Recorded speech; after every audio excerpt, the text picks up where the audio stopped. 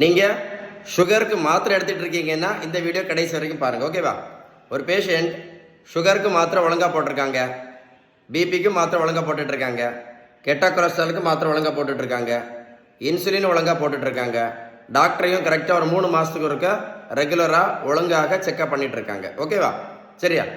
அவங்க ரிப்போர்ட் எல்லாமே நார்மலாக தான் இருக்குது. சுகர் கண்ட்ரோலில் இருக்குது, ப்ரெஷர் கண்ட்ரோலில் இருக்குது, கெட்ட கொலஸ்ட்ரால் கண்ட்ரோலில் இருக்குது, இல்லை நார்மலாக இருக்குது, HbA1c எல்லாம் கண்ட்ரோலில் இருக்குது. சரியா?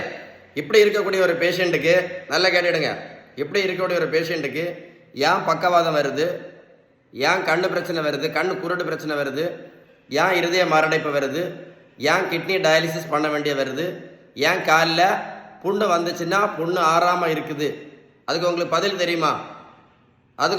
தெரியுமா? கரெக்டாக கேட்டுடுங்க.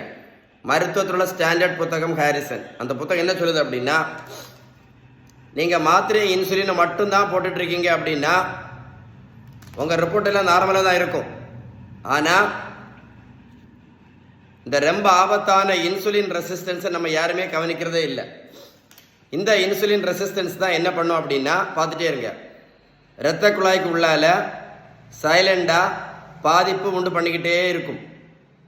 மூளைக்குள்ள இரத்த குழாய்க்கு உள்பக்கம் பாதிச்சுன்னா பக்கவாதம், கண்ணுக்குள்ள இரத்த குழாய் உள்பக்குச்சுன்னா கண்ணு குருடு, இருதயத்துள்ள இரத்த குழாய் உள்பக்கம் பாதிச்சுன்னா ஹார்ட் அட்டாக், கிட்னி போன்ற இரத்த குழாய்க்கு உள்பக்கம் பாதிச்சுன்னா கிட்னி டயாலிசிஸ், காலுக்கு போன்ற இரத்த குழாய்க்கு உள்பக்கம் பாதிச்சுன்னா கீழே இரத்த ஓட்டம் போகாது, புண்ணு வந்தால் புண்ணு ஆறாது.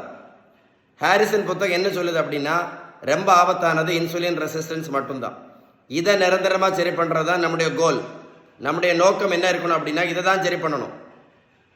இதை சரி பண்ணணும்னா அவங்க சொல்லக்கூடியது ஒரே ஒரு வழி மட்டும்தான், பெஸ்ட் ட்ரீட்மெண்ட். அதுக்கு பேர் தான் பேலன்ஸ் டயட். அதனால தான் அடிக்கடி சொல்லிகிட்டே இருக்கிறேன், balance diet is very very very very important. இந்த வீடியோ சேவ் பண்ணி வச்சு 2 தடவை போட்டு கேளுங்க எவ்வளோ முக்கியம் அப்படின்னு. நான் சொல்கிற மேட்டர் உங்களுக்கு கரெக்டாக புரியும். நான் சொன்ன இன்ஃபர்மேஷன் உங்களுக்கு கரெக்டாக இருந்தால் என்ன பண்ணுங்கள், லைக் பண்ணி ஷேர் பண்ணுங்கள், கமெண்ட்ஸில் குட்டுன்னு டைப் பண்ணுங்கள்.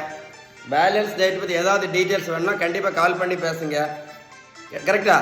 வீடியோ மறக்காமல் ஷேர் பண்ணுங்கள், நிறைய பேருக்கு யூஸ்ஃபுல்லாக வீடியோ சேவ் பண்ணி வைங்க. வெரி இம்பார்ட்டன்ட் வீடியோ ஷேர் பண்ணுங்கள், ஓகே?